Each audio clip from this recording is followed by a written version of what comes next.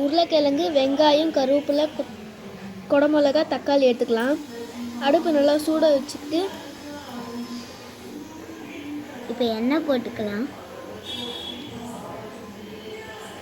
உங்களுக்கு எவ்வளோ வேணுமோ அவ்வளோ போட்டுக்கலாம்.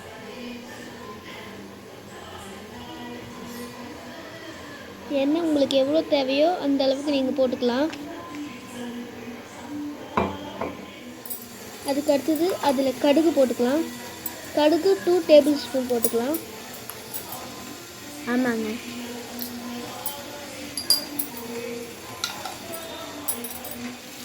அதில் வெங்காயமும் கருவேப்பிலை போட்டுக்கலாம். அது நல்லா வதக்கிக்கலாங்க. அதுக்கு அடுத்தது அதில் குடமிளகா போட்டுக்கலாம். நம்ம எடுத்து வச்சுருந்தோம்ல ஃபஸ்ட்டு அந்த குடமிளகா எடுத்து போட்டுக்கலாம்.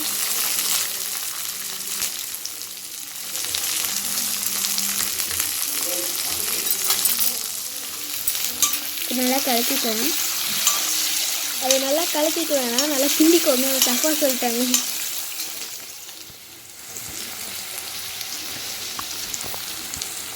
இப்போ அதில் வந்து நம்ம எடுத்து வச்சுருந்தோம்ல அந்த உருளைக்கிழங்கு, அதை நம்ம ஃபஸ்ட்டு எடுத்து வச்சுருந்தாச்சு. அந்த உருளைக்கிழங்கு எடுத்து போட்டுக்கலாம்.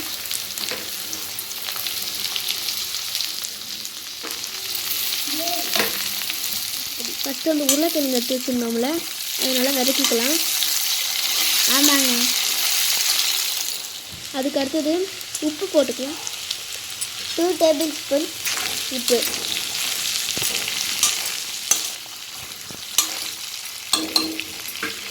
அதுக்கடுத்து நம்ம முதல்ல தக்காளி எடுத்து வச்சுருந்தோம்ல அந்த தக்காளி எடுத்து போட்டுக்கலாம்.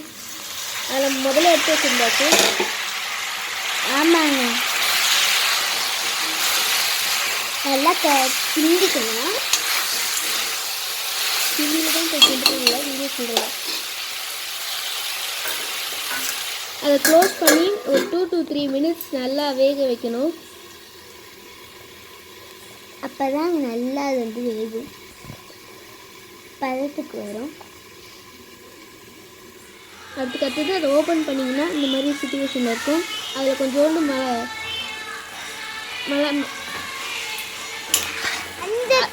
அதில் கொஞ்சோண்டு மஞ்சள் தூள் போட்டுக்கலாம்.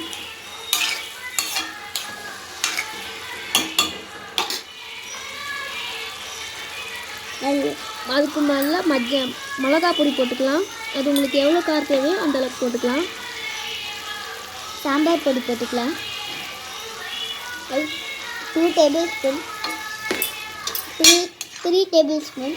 அது நல்லா கிண்டிக்கலாம். அதுக்கு அடுத்தது திருப்பி அது ஒரு 2 to 3 மினிட்ஸ் வச்சாச்சு. நாங்கள் ஒரு வீடியோ பார்க்கல. இதை ஓப்பன் பண்ணிங்கன்னா இந்த மாதிரி பதத்தில் இருக்கும். அதை நீங்கள் இன்னொரு தட்டி கிண்டிக்கலாம். ஆமாங்க. அதில் கொஞ்சோண்டு தண்ணி ஊற்றிக்கலாம்.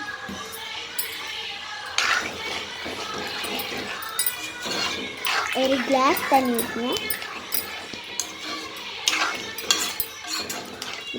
இப்போ நம்ம நல்லா கிண்டிக்கலாம். இப்போ 2 டேபிள் ஸ்பூன் தண்ணி போட்டுக்கலாம். 2 டேபிள் ஸ்பூன் தண்ணி இல்லை, தண்ணி ஊற்றிக்கணும். அதனால் அதை கரெக்டாக சொல்லு.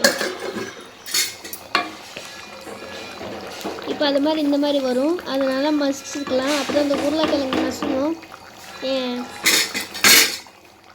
எங்களுக்கு அந்த மாதிரி தான் பிடிக்கும். அதனால் நாங்கள் அதை சாப்பிட்றோம். உங்களுக்கு வேணும்னா வச்சுக்கோங்க, இல்லைனா வேணும். டேஸ்ட்டாக இருக்கும். அப்போ தான் சூப்பராக இருக்கும். இதோட இந்த வீடியோ முடிஞ்சது. லைக்